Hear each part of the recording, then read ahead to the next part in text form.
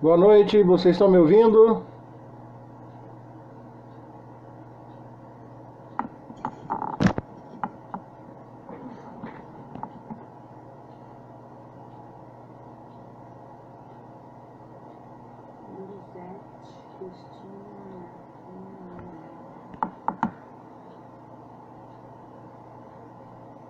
Melhorou o barulho?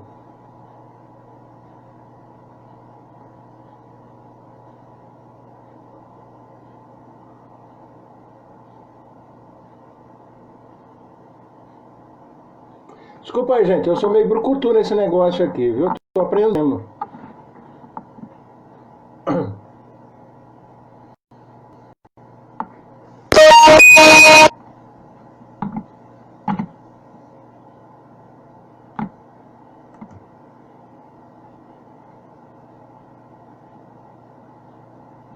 Beleza. Quase 8 horas. Tá... Já já a gente começa. Eu tô com o sensor do lado aqui, ó. Sensor do lado.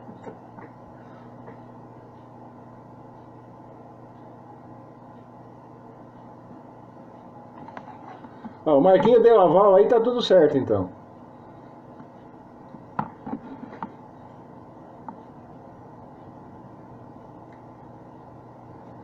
Boa noite a todos.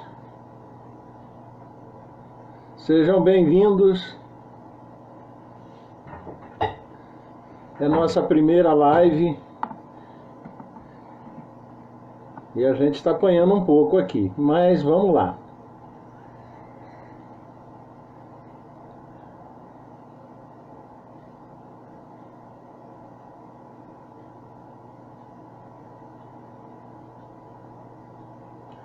Tô vendo o pessoal todo chegando aí.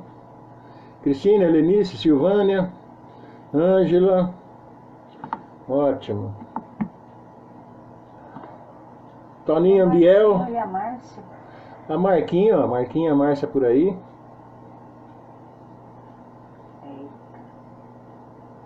Que bom, que bom, que bom.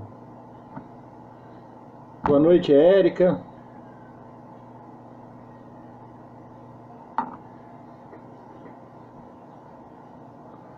Nós vamos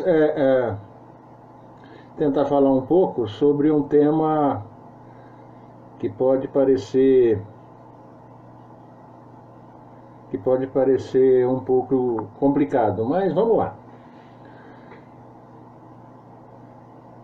E como a gente começa nossas escolas vivenciais, a gente começa rezando, né? Tem uma oração que eu gosto muito e ela me acompanha desde sempre. E eu já falei sobre ela, né? E eu vou começar com ela e depois a gente vai pedir a iluminação do Espírito Santo. E eu começo assim: pelo sinal da Santa Cruz, livrai-nos Deus nosso Senhor dos nossos inimigos. Em nome do Pai, do Filho e do Espírito Santo. Amém. Vinde, Espírito Santo, enchei os corações dos vossos fiéis e acendei neles o fogo do vosso amor. Enviai o vosso Espírito, e tudo será criado, e renovareis a face da terra. Oremos. Deus, que instruíste os corações dos vossos fiéis com a luz do Espírito Santo, fazei que apreciemos retamente todas as coisas segundo o mesmo Espírito, e gozemos sempre da sua consolação. Por Cristo Senhor nosso. Amém. Vamos lá. Boa noite, Vanete, Adriano, Helenice, Renê. Boa noite, gente. A nossa proposta, então, para hoje é fazer uma releitura, né? Como está no título, fazer uma releitura bíblico como projeto para o futuro. E deixa eu fazer um compartilhamento aqui, ver se eu consigo. Vou compartilhar. Deixa eu ver aqui. Deixa eu trago mais alguém por aí.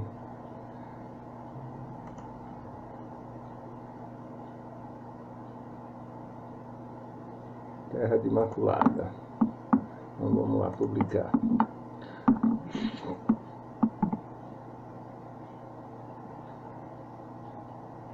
Eu vou pôr esse link aqui no Zap também, no WhatsApp, porque tem alguns amigos que poderão nos prestigiar também, né?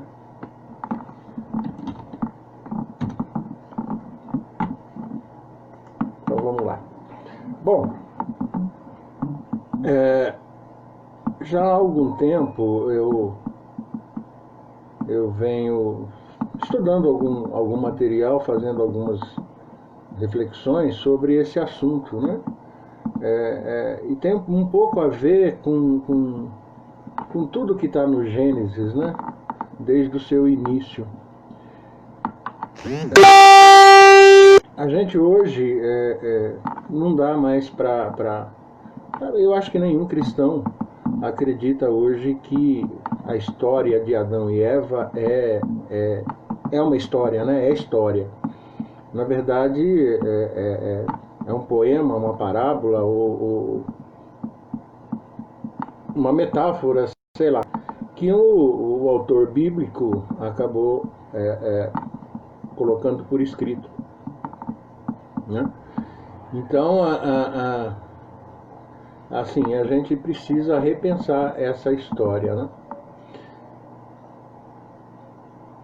Eu me lembro que quando nós fizemos o estudo do catecismo, fizemos lá na Casa Santana, né, que a gente estava sem o Pio XII, e o primeiro tópico do catecismo, se vocês bem se lembram, né,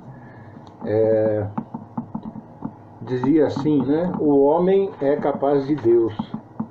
Né? O homem é capaz de Deus. E essa capacidade de crer em Deus, ela independe da Bíblia, né? É o primeiro livro que Deus deu pra gente, né? O primeiro livro foi a vida mesmo, né? Antes de existir escrita, qualquer outra coisa, Deus nos deu a vida como um livro aberto, ou uma biblioteca, como queiram, né? Então, e o catecismo resgata isso, né? O homem é capaz de Deus, o ser humano é capaz de Deus. A gente consegue descobrir Deus não pela Bíblia, consegue descobrir Deus na natureza, né? No universo, na harmonia de tudo que existe, na vida, né? E nós, seres humanos, nos acreditamos obra-prima de Deus, né? É isso que nós fazemos, né? Mas lá no comecinho, né, a gente tem notícias, e inclusive a própria Bíblia depois nos traz isso, que os povos mais antigos eram politeístas, né? Eles não conseguiam entender essa questão de um Deus único, né?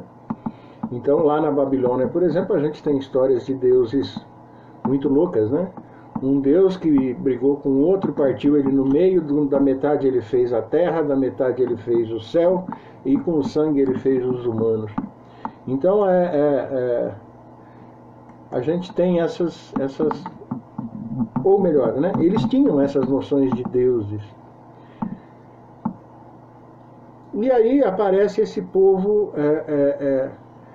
que sai lá da própria Babilônia, né, que é o caso de Abraão, né, sai da Babilônia, vai acaba caminhando para a região da Cananeia, né, e aí se começa então a vislumbrar essa coisa do Deus único, né, desse Deus que era diferente, que era um Deus que não tinha imagem, que não dava para descrever, enfim. Mas ainda assim a gente, até hoje, né, isso acontece. Nós conhecemos para falar de Deus, né?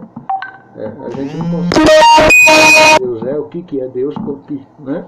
Então a gente usa nossas categorias mentais. E eu me lembro, o padre Rui Santiago, é um português, ele falando sobre essa história de Abrão, né? Ele conta o seguinte, que Abrão, quando vem para Canaã, né? Quando ele sai de lá que vem para Canaã, eu falei Canané, não tem nada a ver, Canané é aqui, a praia, né? É Canaã, desculpe, viu, gente? É emoção. Então, quando ele vem para Canaã, o que acontece?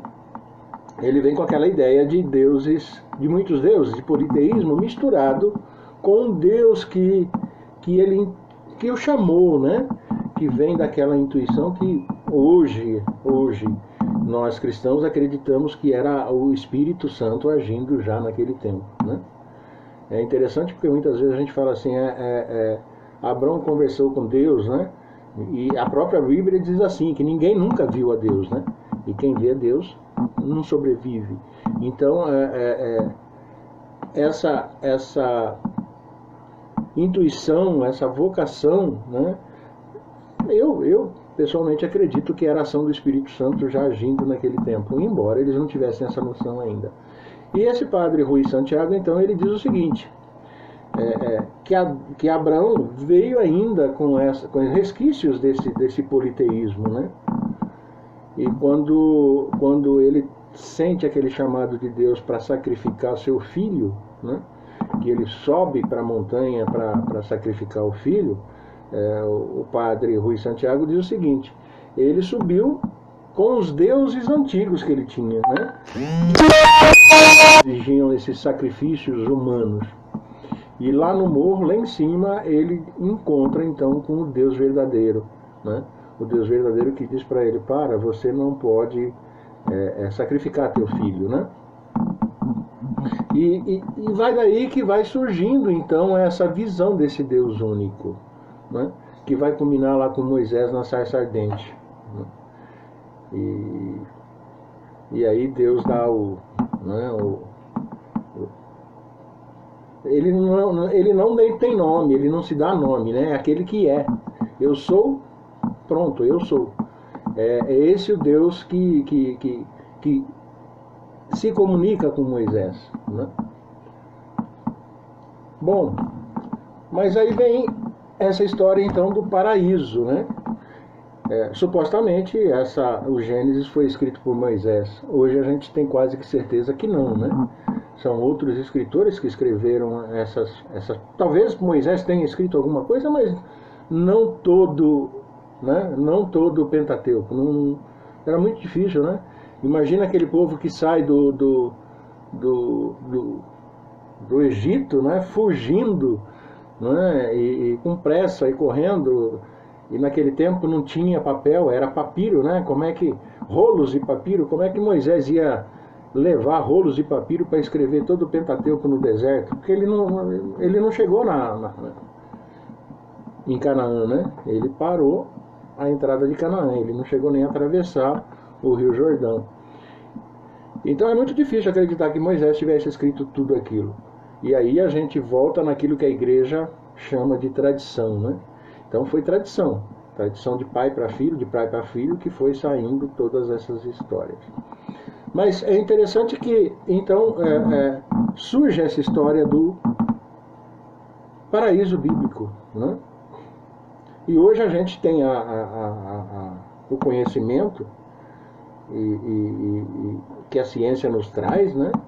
De que o mundo não começou com aquele casal Adão e Eva, que o mundo começou com outras pessoas, outros casais, e talvez em vários lugares. A gente tem aí descobertas, né? A antropologia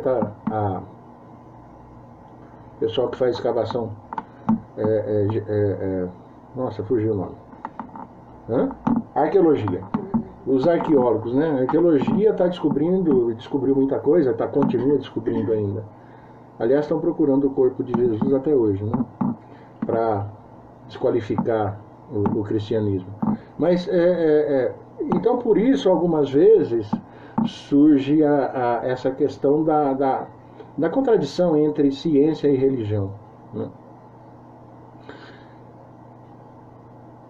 Dizem os estudiosos que, bom, primeiro que, né, essa história da criação é dupla, né? Tem duas histórias lá. E muitas vezes a gente fala isso, o pessoal não consegue alcançar. Mas tem duas histórias. Numa, Adão e Eva é criado primeiro, né? O casal humano é criado primeiro, na outra é no final, enfim.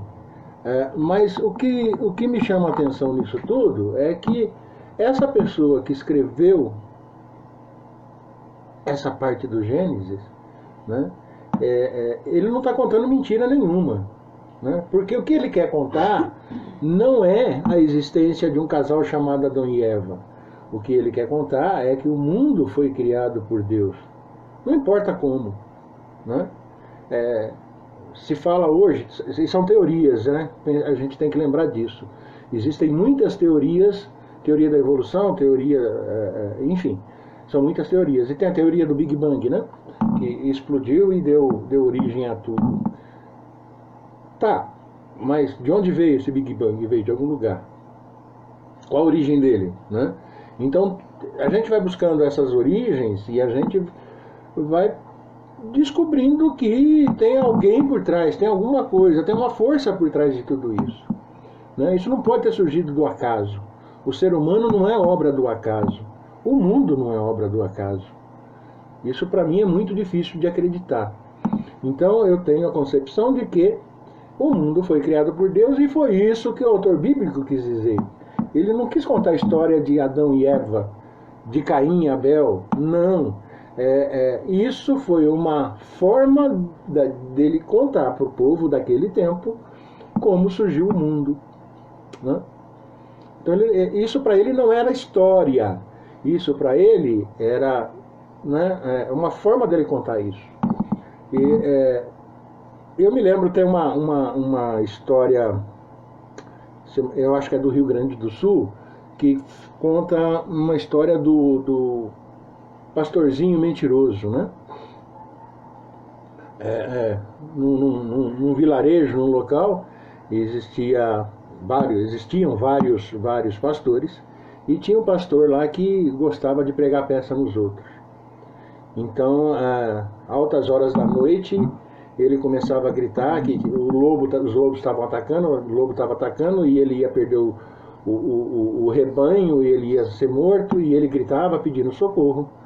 E todo mundo acordava de madrugada, saía correndo, ia para socorrê-lo, e chegava lá e encontrava ele dando gargalhadas, né, à solta, porque ele estava pregando uma peça na população daquele bairro. E isso ele fez algumas vezes, né? Fez uma primeira, fez uma segunda, fez uma terceira. E um belo dia, ele começou a gritar, que estava atacando, os lobos estavam atacando, e o pessoal cansado da história nem ligou, né? E naquele dia, de fato, os lobos tinham atacado. Acabaram com o rebanho dele, ele teve que sair correndo, fugindo, e ninguém foi ajudá-lo, né? Então, assim, isso é uma história não real, né? Como se fosse uma anedota, mas é uma verdade, tá? Ele conta uma verdade, que é própria de pessoas que gostam de fazer esse tipo de brincadeira, que tanto fazem a brincadeira que um dia vira a realidade e aí ninguém socorre, né? Estou contando essa história para dizer assim, o fato em si, o lobo ataca o rebanho, sim, é verdade, o lobo ataca o rebanho, né? Mas no caso dele, algumas vezes não era, mas verdade. É uma verdade que isso acontece. Então é mais ou menos isso que o autor bíblico quer dizer, tá? Ele está contando aquela narração, ele está fazendo aquela narrativa e na verdade, assim, a verdade que ele quer contar é que Deus criou o mundo. Deus é o Criador, né? E aí ele lança essa história do paraíso, que aparece lá no Gênesis, né? Então, qual é a nossa perspectiva olhando para isso? A gente, quando começa a fazer alguma coisa, fazer algum projeto, pensar em alguma coisa, engenheiros, né? E técnicos de uma forma geral, o que a gente faz? Né? Primeiro elabora um esboço, né? Do que a gente quer construir, do que a gente quer fazer. E esse esboço então vira um projeto, né? Um projetinho no papel, tudo bonitinho, que vai ser o que nós vamos construir para o futuro. Então essa releitura que eu estou querendo fazer do paraíso é nesse sentido. O paraíso, na mente do autor bíblico, me sugere um projeto. Foi o que ele pensou, né? E esse projeto não era um projeto para trás, né? Não é para a gente ter saudade do paraíso. Não é para a gente viver com a ideia de que o paraíso foi uma coisa maravilhosa e que nunca mais vai voltar. Pelo contrário, né? Essa releitura que a gente quer fazer é nesse sentido. O paraíso é um projeto que nós vamos construir, que nós precisamos construir. Né? E aí, a partir dessa reflexão, eu comecei a procurar fundamento para essa ideia que, para mim, a princípio pareceu meio diferente, né? Meio maluca. E eu encontrei, isso é engraçado. Eu tinha um livro aqui guardado já há algum tempo nas minhas coisas aqui, que foi um presente do Padre Paulinho. Mas eu não tinha tido tempo de ler esse livro ainda. E quando eu comecei... Aliás, só fazendo um parênteses, eu fiz alguma coisa, um artigo que eu escrevi, que está lá no site Terra de Imaculada. Para quem não conhece, quiser conhecer, Terra de Imaculada, tudo junto, terradeimaculada.com.br. É um site que a gente publica alguns materiais religiosos ligados à religião, né? Aliás, eu já tinha comentado que eu gostaria de colocar as lives do Cursilho, uns links das lives do Cursilho lá no site, porque algumas pessoas de fora visitam o site. Então, quem quiser conhecer, está lá. terradeimaculada.com.br. E lá eu tenho um artigo que eu falo sobre uma releitura do Gênesis, né? O paraíso é aqui e agora. Então eu penso dessa forma. Essa releitura que a gente faz no sentido de que o paraíso é um projeto.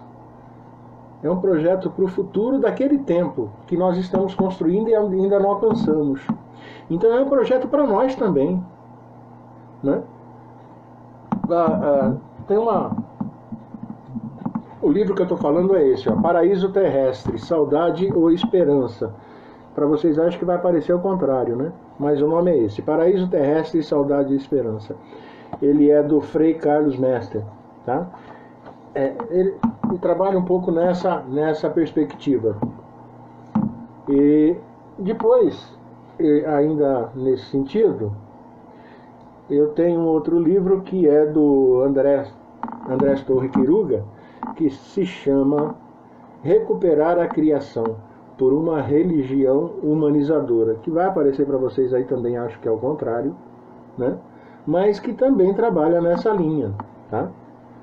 E tem algumas coisas muito interessantes nesses livros. Eu não vou fazer leitura de livro aqui porque o nosso tempo também é curto, mas faz um favor, pega o óculos de leitura para mim, né? Mas tem algumas coisas muito interessantes que eles falam nesses estudos aqui e que a gente muitas vezes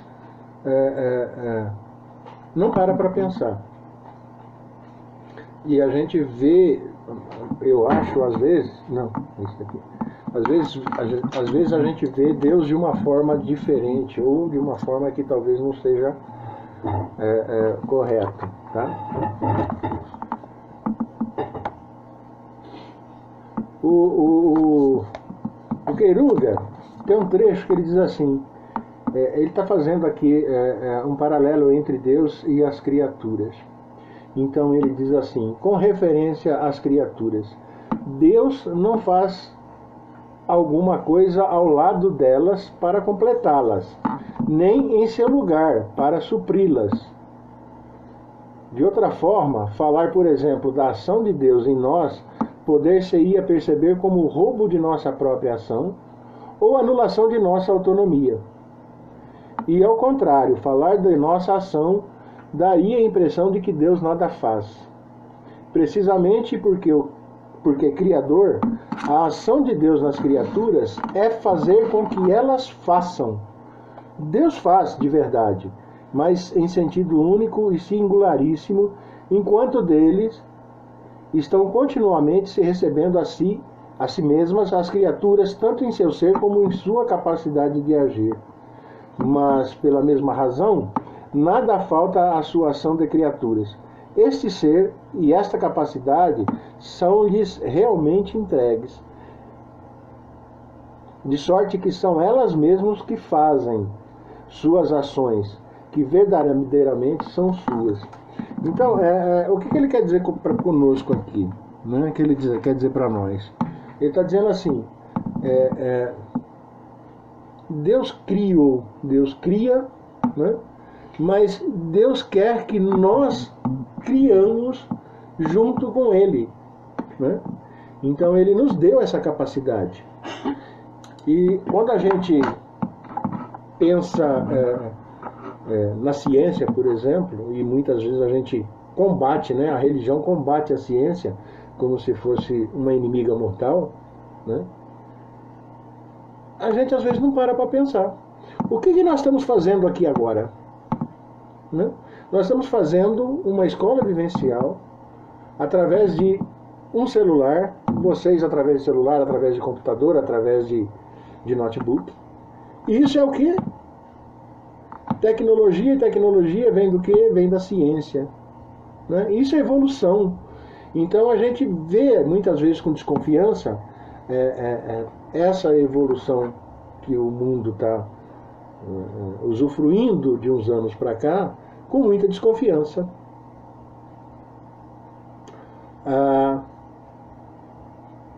É claro, tem muita coisa que vai para o lado ruim, a gente sabe disso, né?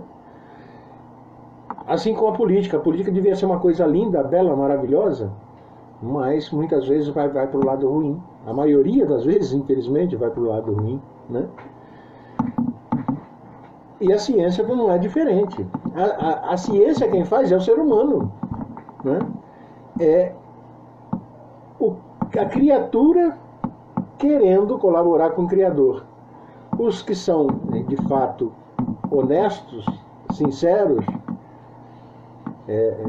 e como diz o Papa nas suas falas, né? Os homens de boa vontade, esses tentam fazer alguma coisa de bom, de útil, querem que isso seja proveitoso para a humanidade, né?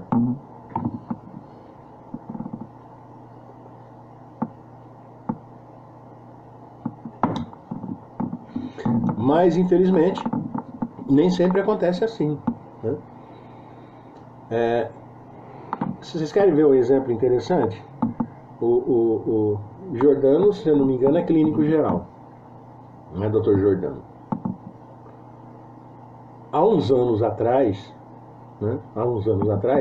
A gente só conhecia a figura do clínico geral.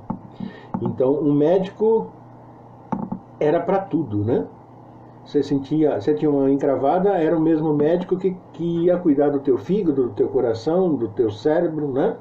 Não tinha essas especialidades, né? E a ciência foi se desenvolvendo, a ciência médica foi se desenvolvendo, e hoje para cada órgão do corpo humano a gente tem um médico especialista. Percebe? Isso foi bom ou foi ruim? Não, isso foi muito bom. Porque os médicos conseguiram, né, a medicina conseguiu se aprofundar nessas situações específicas de cada órgão, né? Então você tem um algemador de ouvido, você vai no... É otorrino, né? Otorrino, é isso? Otorrino. É um nome complicado, né? Otorrino, larino, não sei o quê. Mas é isso, né? Então o problema de garganta também é ele, né? O coração é o cardiologista. E assim vai. Olha o oftalmo. Então a gente tem hoje uma série de especialidades, né, que surgiram da ciência. Então a gente não pode ter isso como coisa ruim, né? Da mesma forma eu falei da política, a política também não pode ser coisa ruim. A ação política é que de fato constrói, né,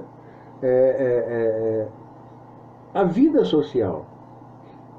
Eu não estou falando dos maus políticos, né, é claro, mas e a gente devia ter muito mais bons políticos. Por isso que a gente precisa escolher com muito critério.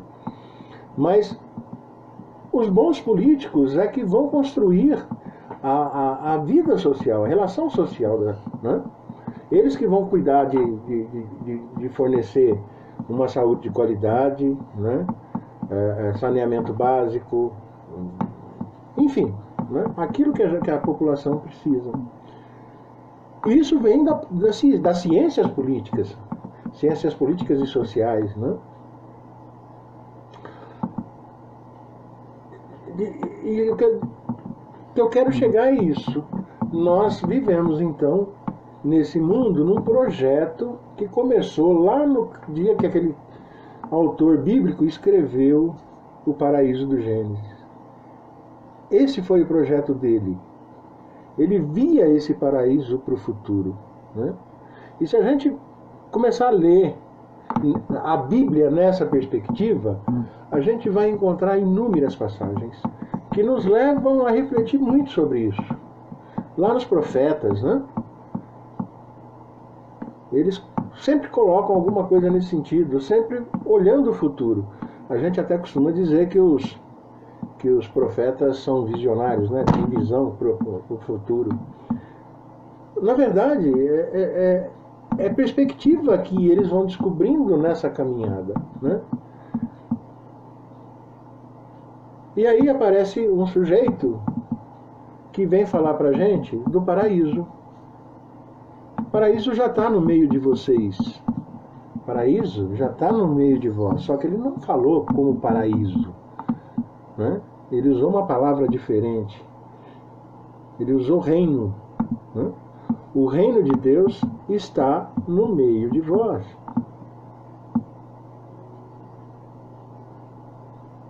Será que é difícil perceber a analogia de paraíso para reino? Que Jesus que quer construir um reino de paz, de amor, de harmonia. Foi isso que ele sempre ensinou, né? Então, esse projeto que surge lá no Gênesis, de um paraíso, ele vai sendo buscado em todo o decorrer dessa jornada bíblica. E vai culminar lá em Jesus de Nazaré, falando do reino de Deus. E um reino que a gente deve construir. Agora, é importante a gente observar que esse reino não é lá em cima. Ou não é só lá, né? Esse reino é aqui, agora, no nosso chão, né? Muita gente criticou, a igreja criticou a teologia da libertação. Exageros? Tinham exageros.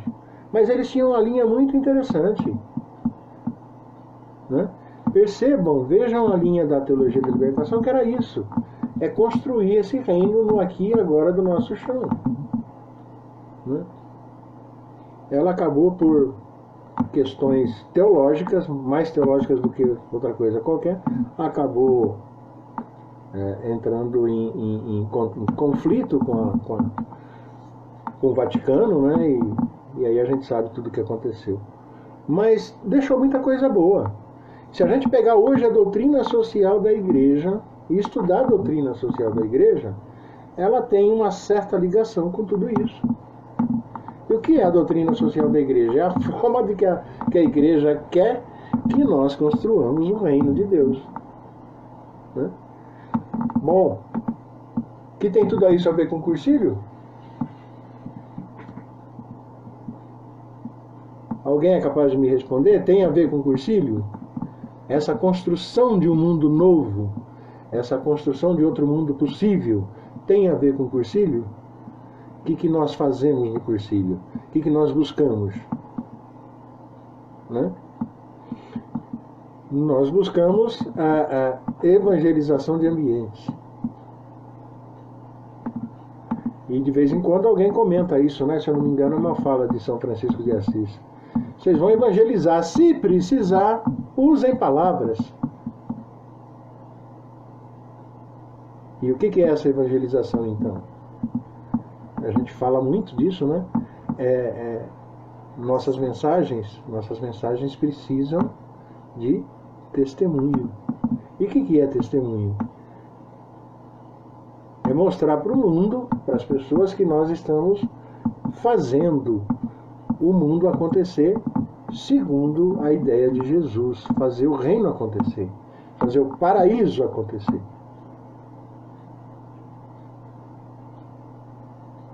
E olha que bonito se a gente conseguisse, daqui a alguns anos, eu não sei quantos anos, mas daqui a alguns anos, a gente poder dizer, nossa, vivemos hoje como num paraíso.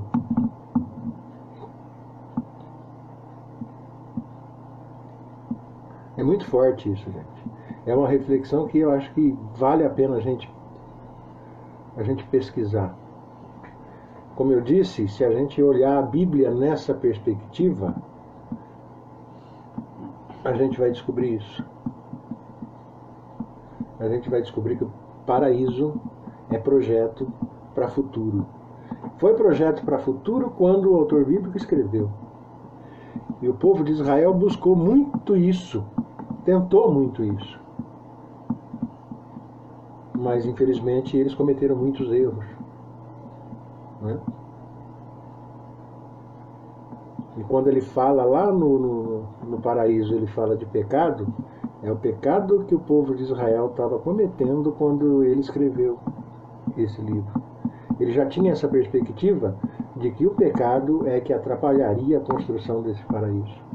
E o pecado para ele, o que era? Né? Tudo de ruim que acontece no mundo. Muita gente olha esse pecado do Gênesis como um ato sexual. Né? Adão e Eva descobriram o sexo. Não é isso, não. Não é isso, não. Né? O que o autor bíblico quer dizer é que nós fugimos da direção que Deus preparou para nós. Né? O que ele sempre quis? Né? E São João vai dizer lá, né, para nós. Ele faz, eu acho que a descrição mais bonita que tem de Deus é João que faz, né? Deus é amor. É isso. Deus é amor. Ele nos cria por amor. Ele nos cria para ser criadores. Para a gente ser, com Ele, construtor de um mundo novo. De um mundo paradisíaco. Né? Esse reino de Deus no aqui e agora do nosso chão.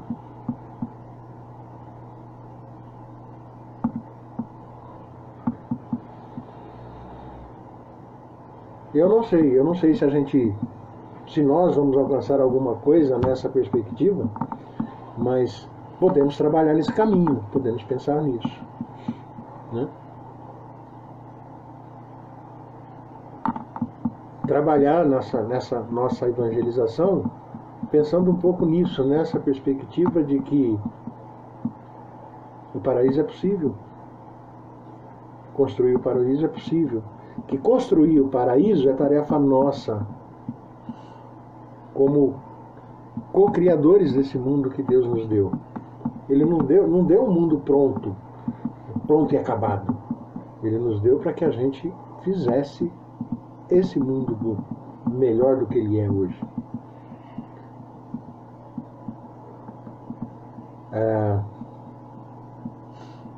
A humanidade sempre viveu esse conflito de bem e mal, né? E o bem é o que Deus quer. O mal é que o homem procura, né? se todo mundo lutasse pelo lado bom, pelo bem, as coisas seriam muito melhores. Mas aí entra no mundo o egoísmo, a inveja, o orgulho, a prepotência. Torre de Babel é exemplo disso, né? A prepotência do ser humano em querer chegar ao céu. É uma outra parábola, metáfora, né? Mas está lá. Prepotência do ser humano querendo ser igual a Deus. Vamos chegar ao céu, ser igual a Deus. Então é isso que eu queria partilhar com vocês. Tem muito mais coisa que a gente podia discutir, que a gente podia conversar, mas nosso tempo aqui é limitado, né? A gente tem algumas dificuldades para explorar tudo isso. Mas o que eu queria era deixar essas pinceladas, deixar essa linha para a gente pensar um pouco nisso. Para quando a gente fizer alguma leitura bíblica, a gente ter em mente essa perspectiva. E a gente vai descobrir que é esse o caminho que Deus quer. Que nós chegamos no paraíso, mas no paraíso aqui na terra, no paraíso terrestre. E é isso que nós precisamos buscar. Amém?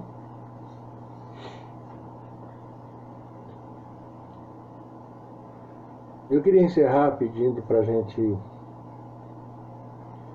rezar uma Ave Maria, porque nós estamos vivendo momentos difíceis, né, com essa pandemia, com esse isolamento. A gente sente muita necessidade de companhia e a gente sente muita falta dessa companhia. Hoje está eu aqui, a Dona Sofia, né, a gente isolados, só os dois, né? Eu estou trabalhando, graças a Deus, mas a gente não tem visitas e não pode visitar ninguém, porque temos que respeitar uns aos outros, né? E assegurar que ninguém se infecte e que nós também não nos infectamos, né? Até porque estamos no grupo de risco, né?